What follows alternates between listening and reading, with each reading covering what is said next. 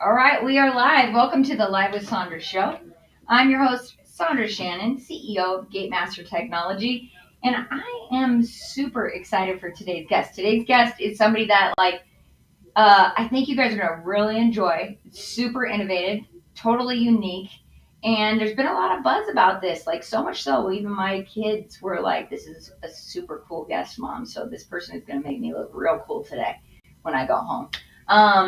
But first, before we jump into our guests, I do have to mention that today's episode is proudly sponsored by Gatemaster Technology, your trusted name in attraction management software. And if you are stuck in outdated or clunky platforms that slow your team down and frustrate your guests, it might be time for an upgrade. Gatemaster's replacement program makes it easy to transition and update your system from your old system to dedicated support, seamless data migration, and no business interruptions.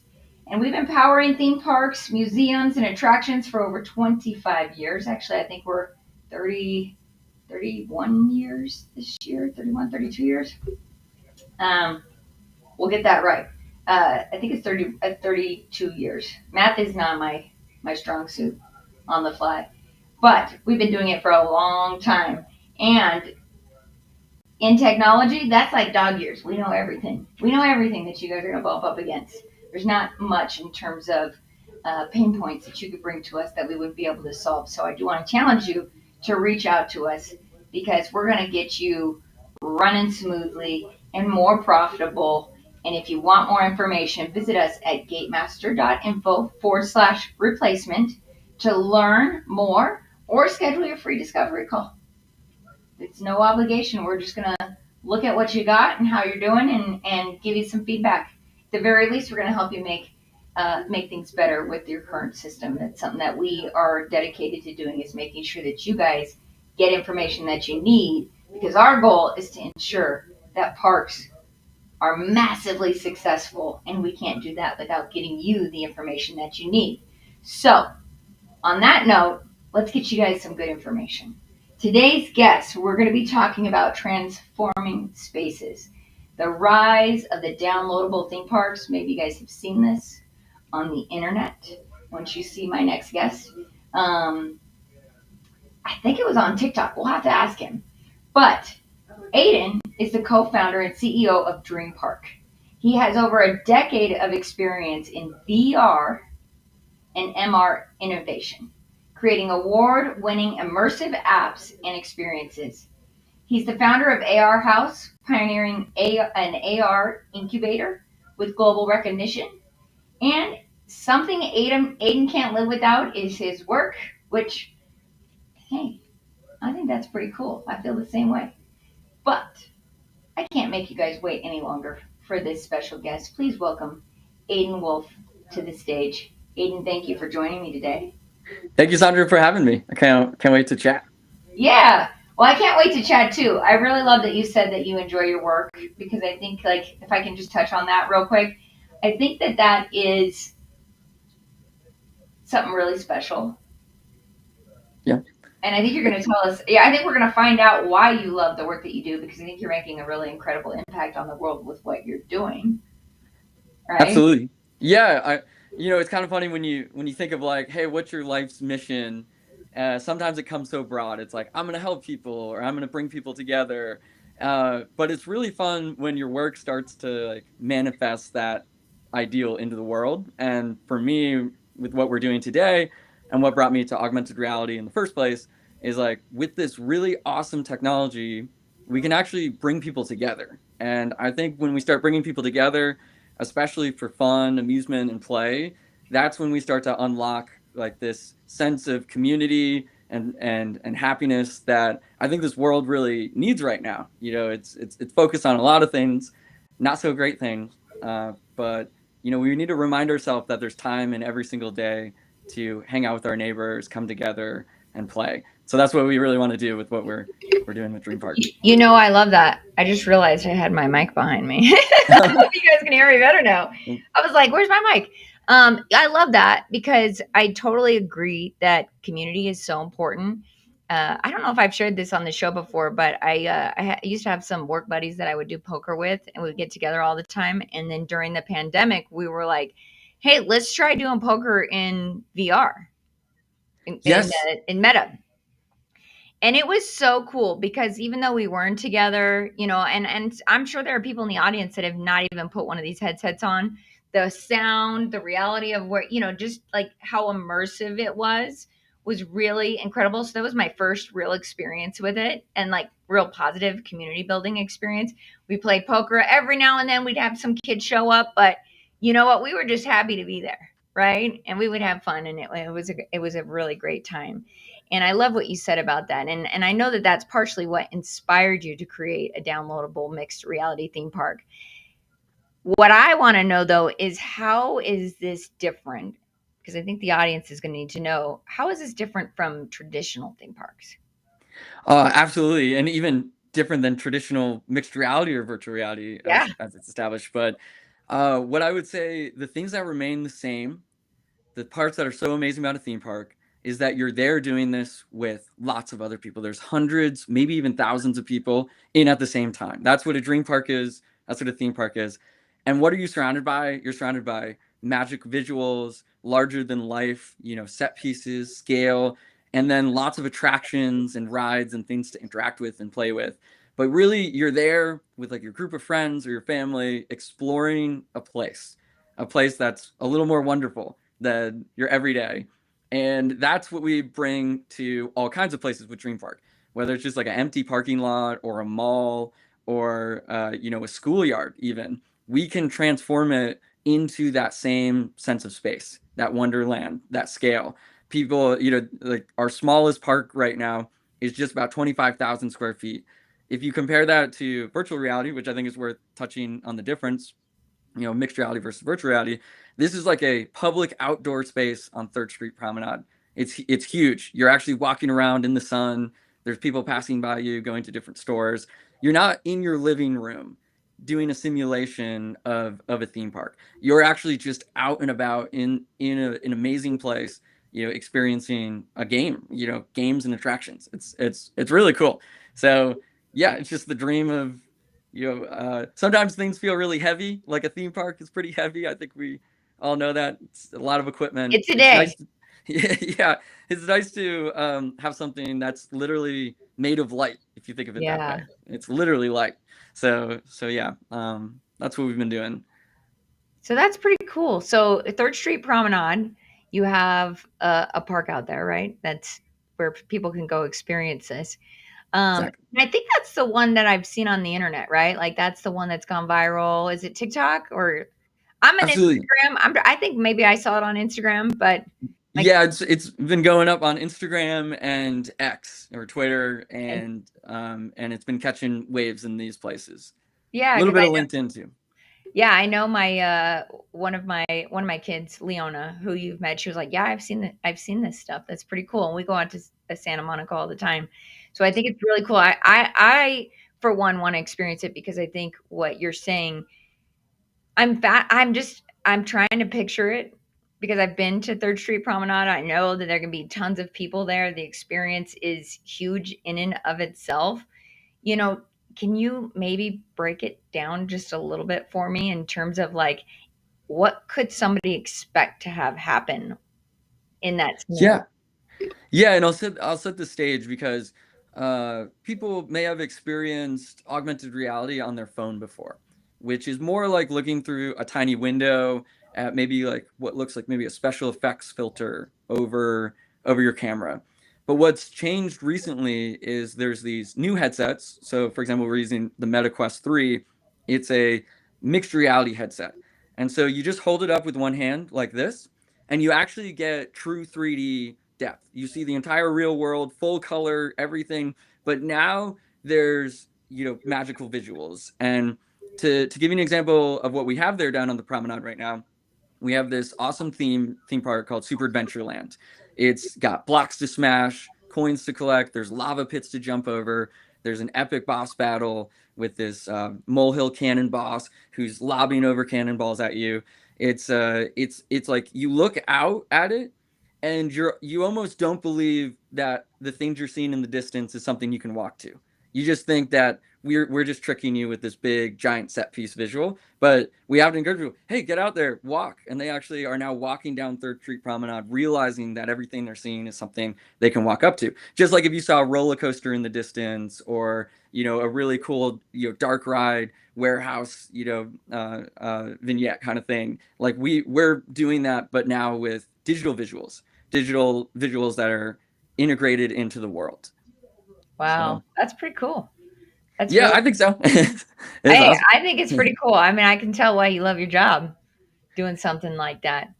Exactly. I know that one of the things that you mentioned, like when we were doing a pre-interview, was the pop-up permanence.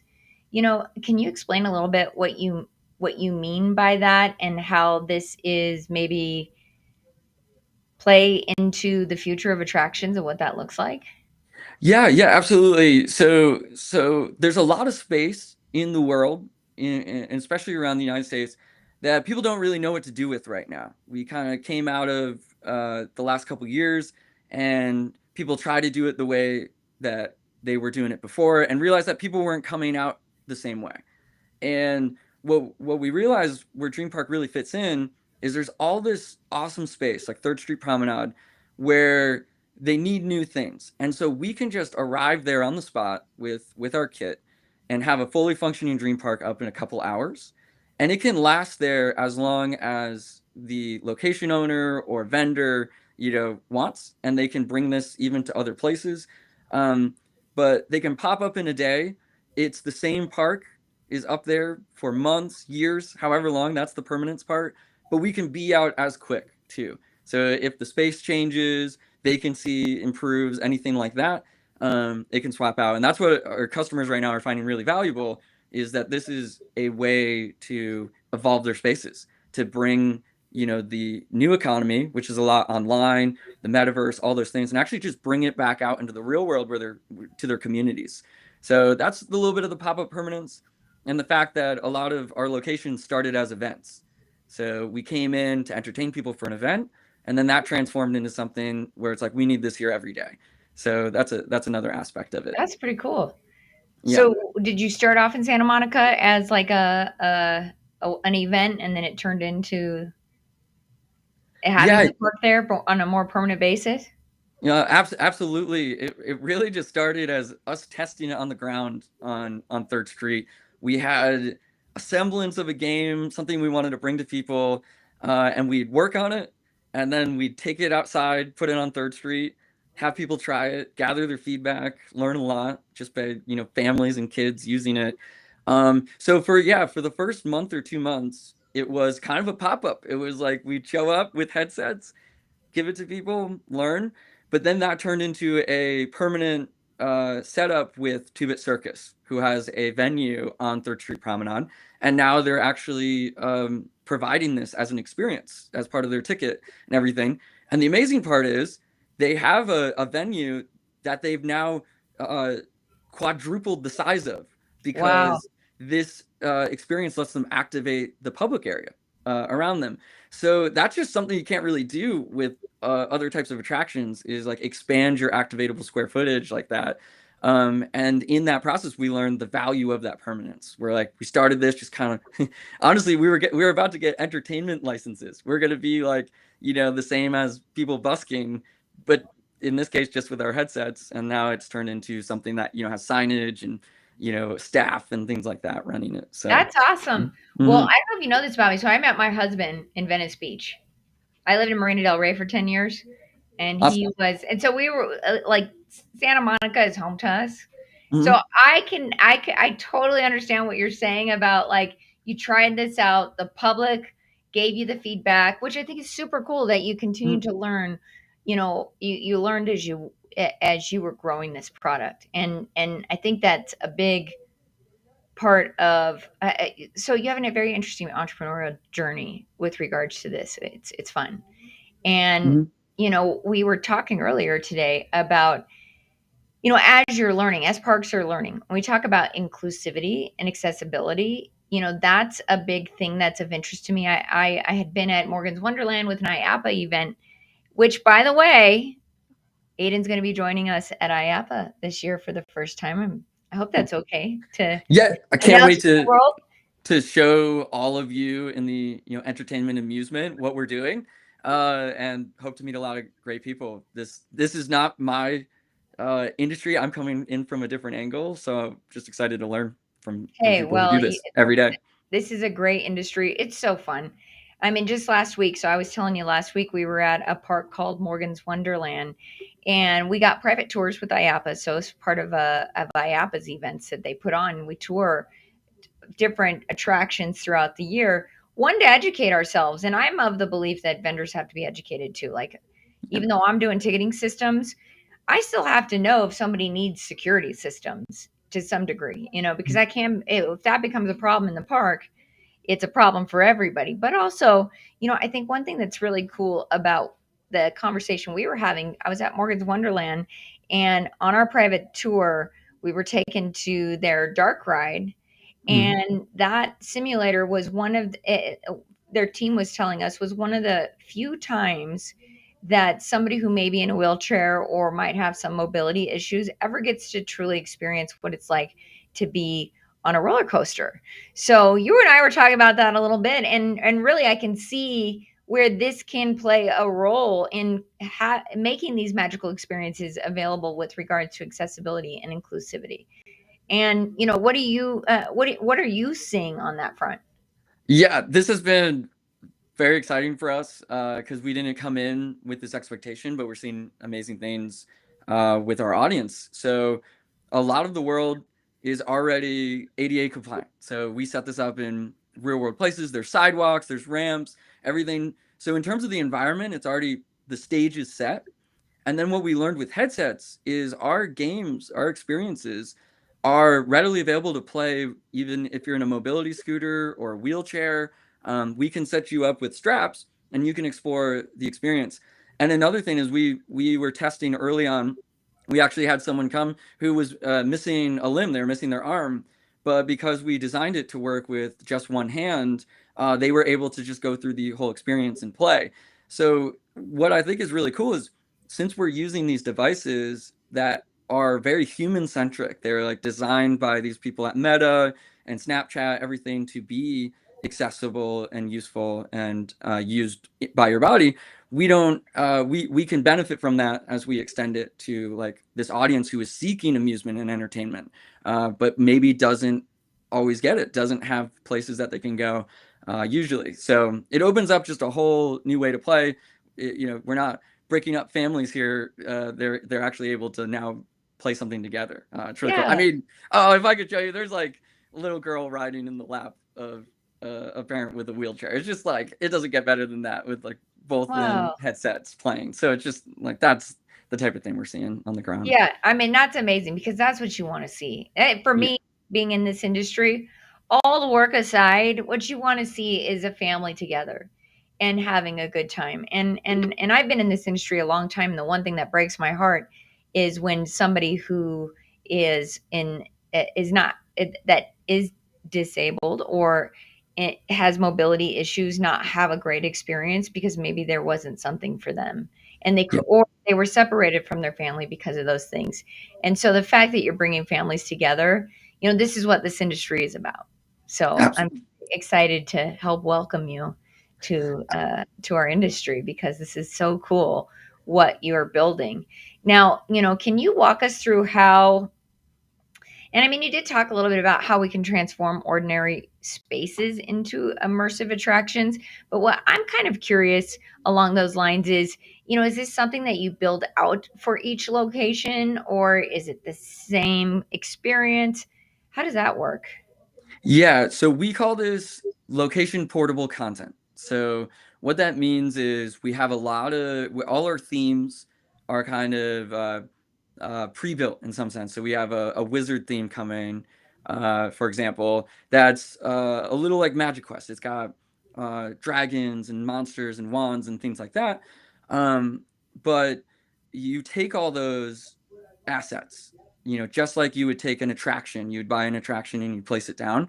We do Sure. the same with these digital attractions.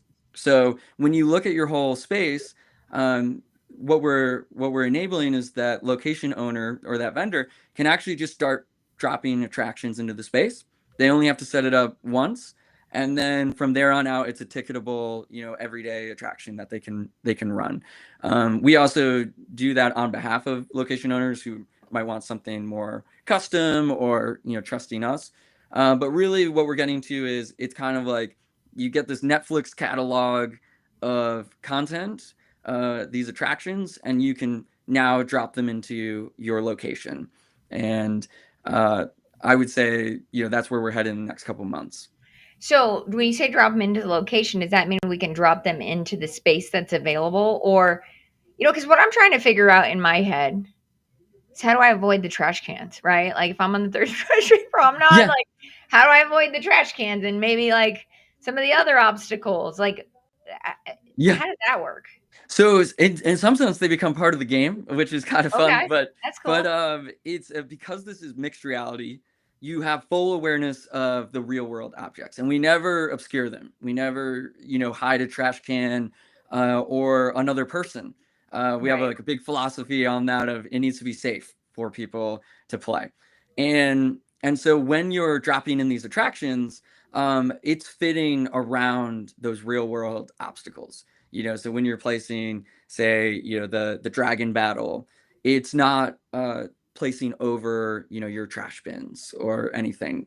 You might be placing against a wall, is somewhere in your location. So yeah, you still see the real world, and that's such an important part, because in virtual reality it's 100% replaced, which means you don't see your coffee table or your TV, and that leads to things. We have like a mixed view.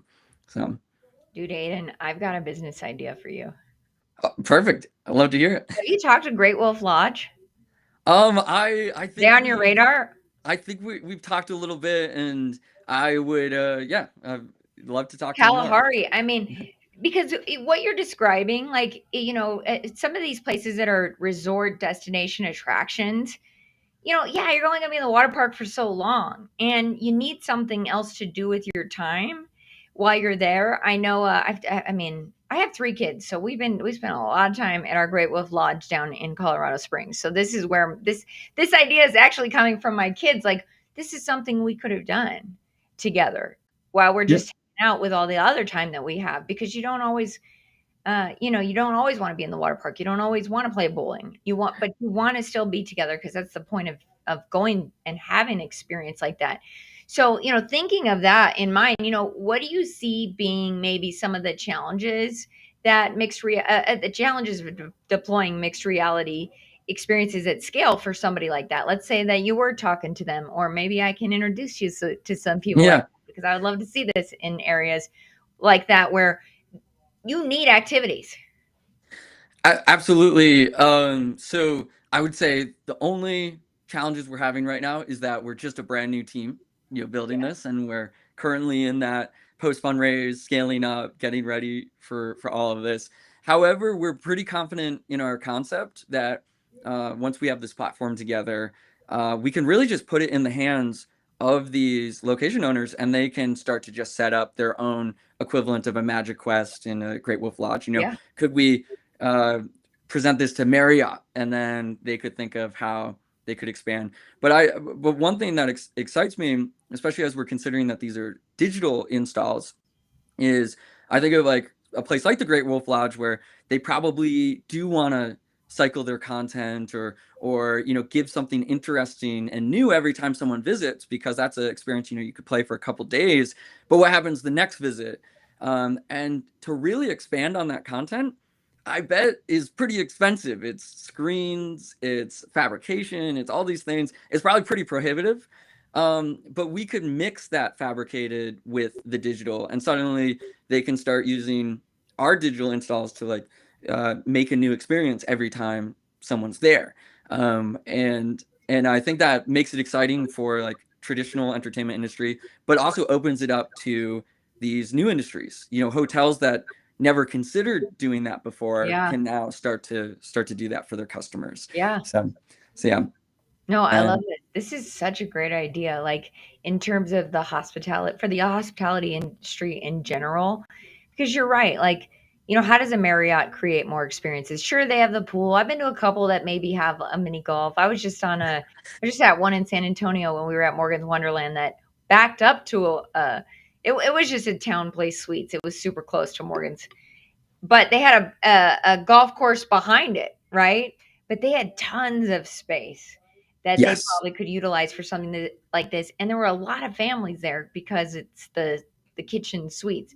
We were just like tired of staying. We'd been in a hotel for 2 weeks. So we were like, we want a kitchen, right? So we went there. But as you can imagine, there's a lot of families there, and I'm sure you're constantly looking for ways to entertain your kids, especially when you're away from Oh home. my, yeah, yeah.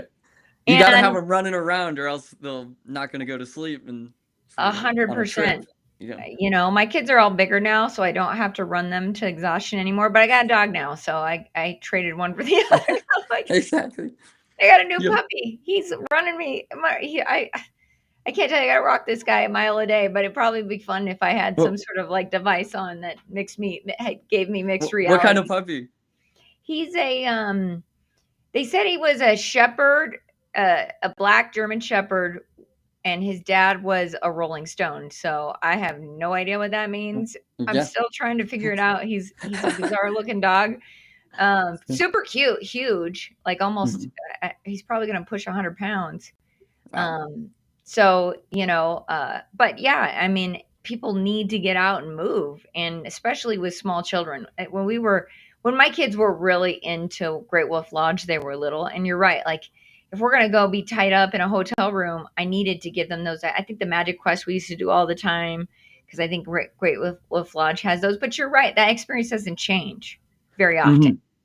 And so having something that could change with every visit is not only exciting to us because we know it's going to stimulate the family, but then also, and we can be together, but also like it's just cool to experience new things. And so if I'm understanding correctly, you can drop in new experiences pretty Yep. easily. Couple seconds, and you could have a whole new chapter of the experience. Wow. And That's so cool. yeah, because my background is in video games, which then came to social apps, but there's the service game model. So that's like your Fortnite and Roblox and everything.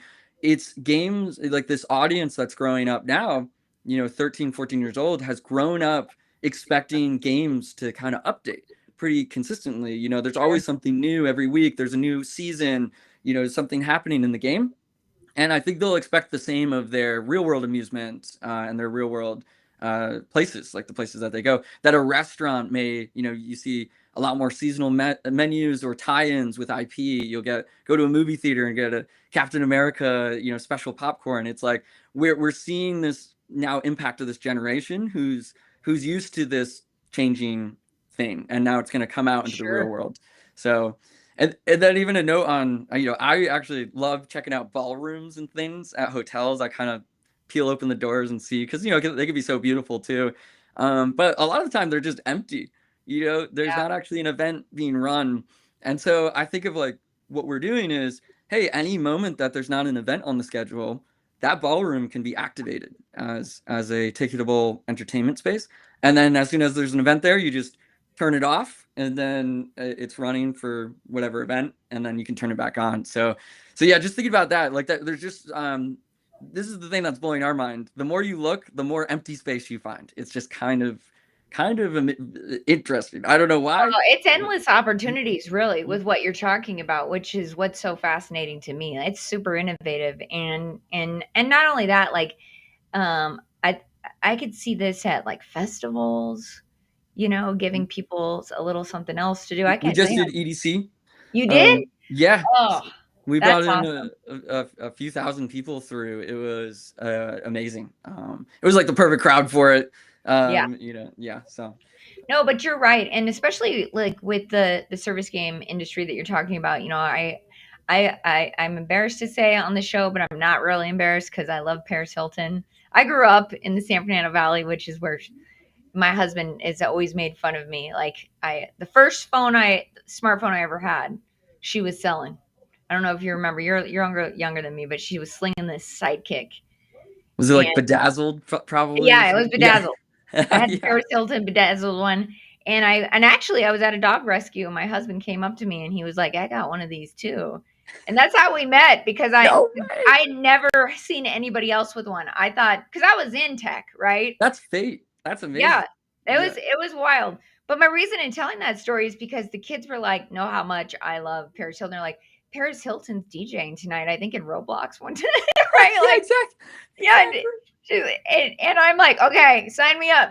So that was a time that like I experienced that what you're talking about, the service games, having that change, it got me into it. I mean, I played Roblox with my kids, but at that moment I was like, I'm into this, right? Yeah. Because I think she's super cool and super fun. So there, Yeah. you guys can make fun of me, but A story from my past for another time is I lived at her house when she wasn't there for a couple months in Beverly Hills.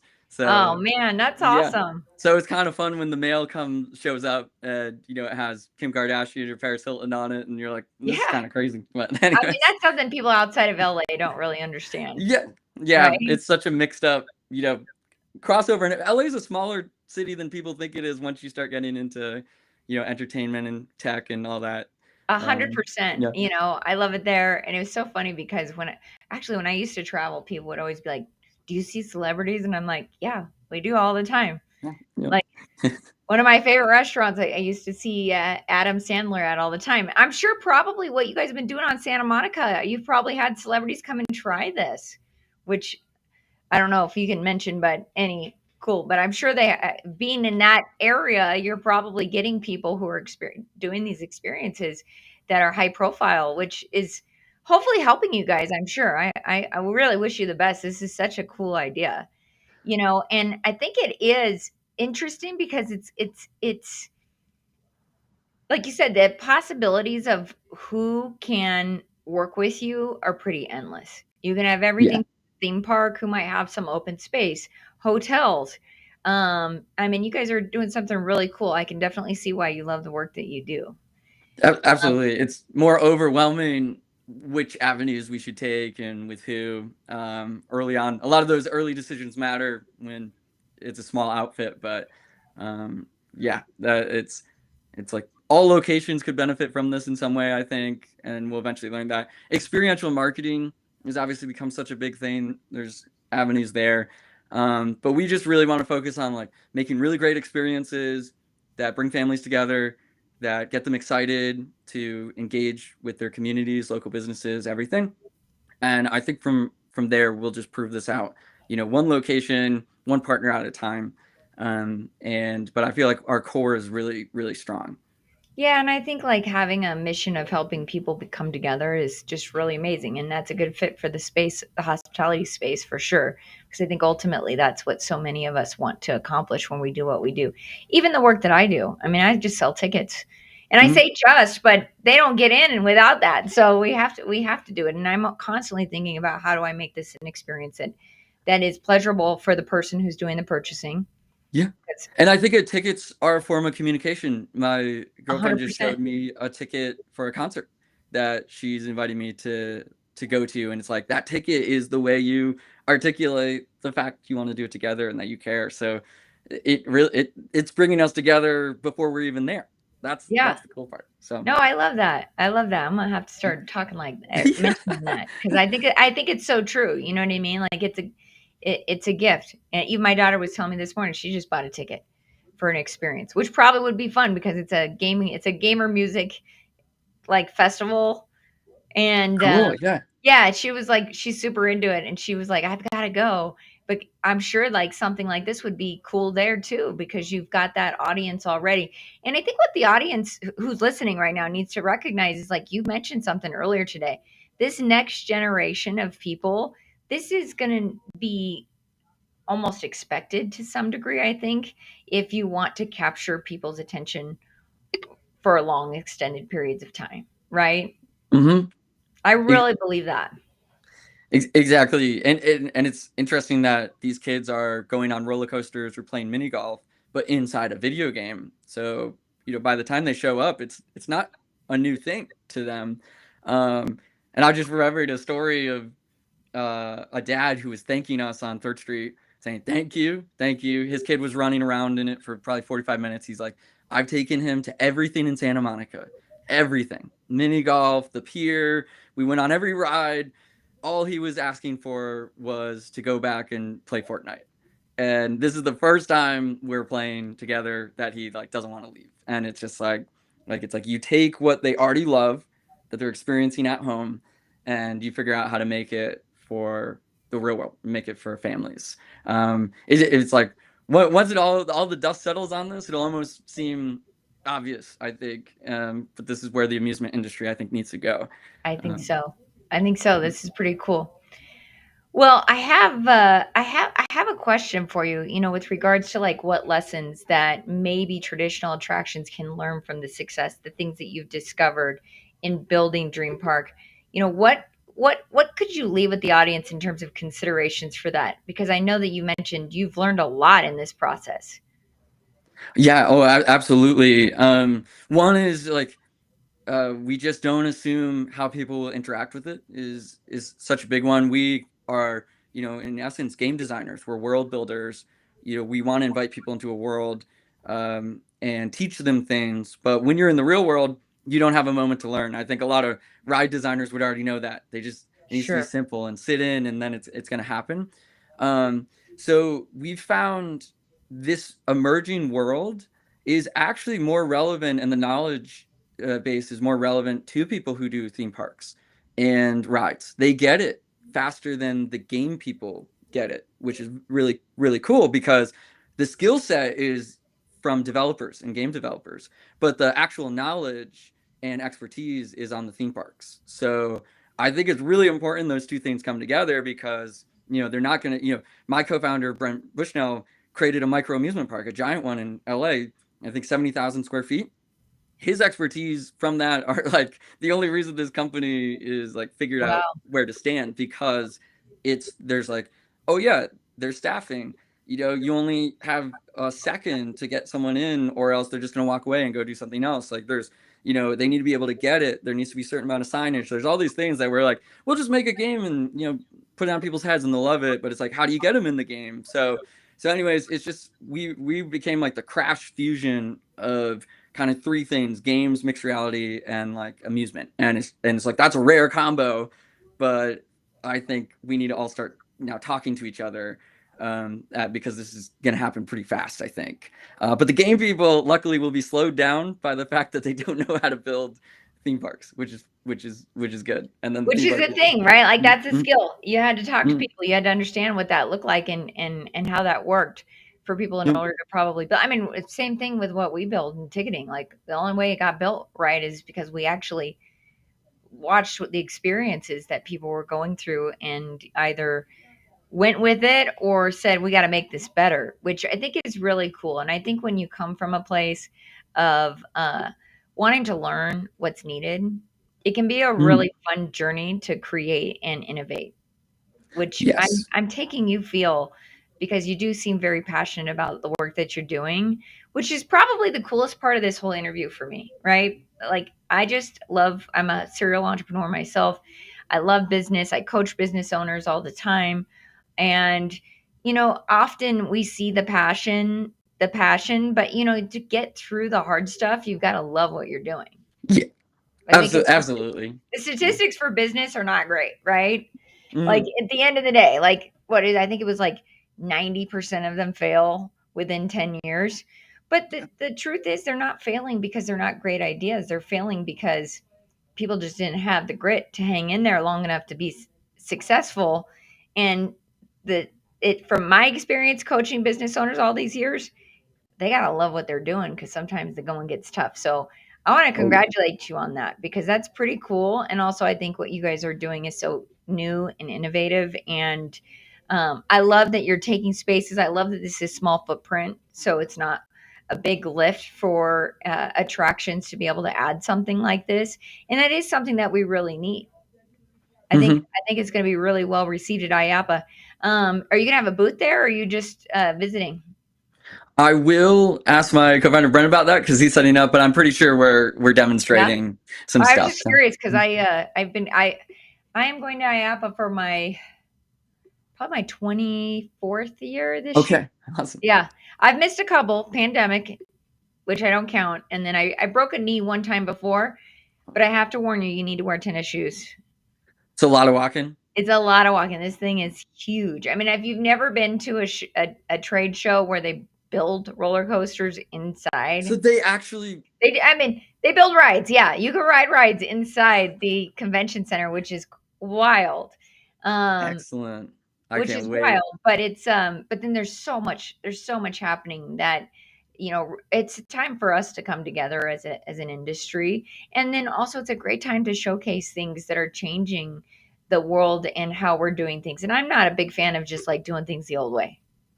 Absolutely. Yeah. People are changing. It's funny. We have the same goals we've had since we sat around a fire as cavemen. It's that we want great stories. We want to, sit around with each other. We want to eat. We want to do all these things. And then our fire has only just grown into bigger things, Disney worlds and such. Yeah. And so the expectations always grow and are ever bigger, but I think the things people care about and want, remain pretty much the same. And so we just need to meet that, with whatever we're doing, whatever's next. Yeah. I think that's awesome. I also think if people like you and your team continue to build great things, it helps people understand that technology is certainly something that we can leverage for great experiences and community and all the things. When people come, I hear parents all the time complain, my kid's on the internet too much, right? And I'm like, well, so are you, right? Like, I mean, where are they learning it from? I don't complain that my kids are learning on the internet or like trying these things or playing these games, and I don't know if I should be embarrassed about this or proud, but I'm proud. Both of my kids learned to read, and my two youngest in Roblox. Like it was like There you go. that was their main motivation to learn to read. They would ask me how to spell things, and they would ask, and I mean, and they're quite fast typers. I think the world is changing, like you said, and generations are going to want to see this kind of technology and have these kind of experiences. So, thank you for being a part of this industry and helping us continue to innovate, because this is pretty cool innovation. Before I let you go, though, because there might be somebody listening that may want to get in touch with you because it's a super amazing experience. What's the best way for them to do that? Yeah. So if you see my name on screen, it's Aidan Wolf. So it's Aidan Wolf, like the animal. Just message me on LinkedIn or X/Twitter. My DMs are open there. Yeah. Tell me what you're up to, what you care about, and maybe there's something cool we can do together. So. Well, it looks like we got a fan saying that this is a great topic. So I just really want to thank you for being here today and sharing with us the information that you shared today. I think this is a really cool topic. Not only because of what you're doing, but also I could just tell on your face and who you are that uh, you love what you're doing. And I think that's going to just make this even better for the world in terms of being able to get these ideas out there and then continue to help these attractions innovate. I would love to see this integrate with Lodge or a Kalahari or any of these resorts that are catering to families that want to be together and have more and more experiences because they're spending a lot of time in these places. So definitely, if you guys are listening or watching, please get a hold of Aiden and let him know that you were here. Aiden, any final thoughts before I let you go? Yeah, just on that, would love to help unlock these ideas and desires that maybe vendors, location owners, amusement providers have had for a while. We can help you with. And just a shout out to my co-founders, Kevin Havik and Brent Bushnell. Love doing this work with you guys. So whenever you watch this, you'll see. So. Yeah, well, hey, you guys sound like you're. Because I know they're hard at work right now, so that's Yeah. I'm sure. Hey, like I'm sure your guys' work is never done when you got all this cool stuff coming at you. So, well, thank you so much, Aiden, for being here today. Thank you for sharing what you do. Yeah, I truly appreciate you, and I'll see you soon. Yeah, thanks, Sondra. This was super fun. Can't wait to check in the future. Thank you. Anytime. Mm-hmm. All right, folks. I know that was a super cool topic. I was super excited about this guest today. I hope that you enjoyed the show and that you learned a lot about like the possibilities of where our innovation is taking us, because this is really, really cool stuff. I think that also, and this is just a few points that I want to touch on. The accessibility piece of this. If you are one of those attractions out there that are looking for something that's slightly more inclusive for everybody, because community is important when we're having these amazing experiences, this is such a cool thing. We were talking about it earlier, and it just really got me excited. Also, learning about what they could do got me excited about about that topic. And you guys know that that's something that's super close to my heart, and also something that I'm passionate about advocating for in our industry. So please make sure to get in touch with Aiden. And before I let you go, again, just want to thank our sponsor, Gatemaster Technology. All of this, look, I work for Gatemaster. I've been with them for the last 25 years. I can't hide that they are who make this show possible. And we are not just a system that is there to work for you. We know how hard you guys work. You deserve a company that works as hard as you do, supporting you through your seasons and helping you sell those tickets. Because, like we talked about, nobody gets to have the experience if they don't have the ticket, right? But the ticket is such a huge thing, and it has so many different ways that it impacts the experience of our guests. So, please get in touch with us if you're interested in the competitive replacement program. That's gatemaster.info/replacement. And I want to thank the team for being here, supporting me to be able to do this work. It takes about 5 or 6 people to put this show together, and everybody's doing various tasks. We've got Maria back. She's been out for a few weeks. I'm super happy to have her back. She's amazing. She's one of our show producers. So many of you who have been on the show know her and have probably seen her. So please welcome her back. We got a couple of great shows coming up. I've got a huge look, guys. I've got a lineup that's taken me out till the end of the year. We had a big goal of having 2 guests a week on the show, or maybe it was 1 guest a week. I can't remember, but it was like a crazy amount of guests. And I think yesterday I saw that we hit 75 shows, and we just keep growing and growing with regards to the guests that are coming on the shows and the information that they're sharing, because they don't have to share this information. Aiden didn't have to be here, but he's here, and he just shared some gems with you. So I hope you will go visit him and his team. Also, if you're listening to this on replay, hashtag replay so that we know you were here. And if you are on our podcasts, listening on any of the podcast channels, we thank you for listening. And I'll see you on the next Live with Sondra.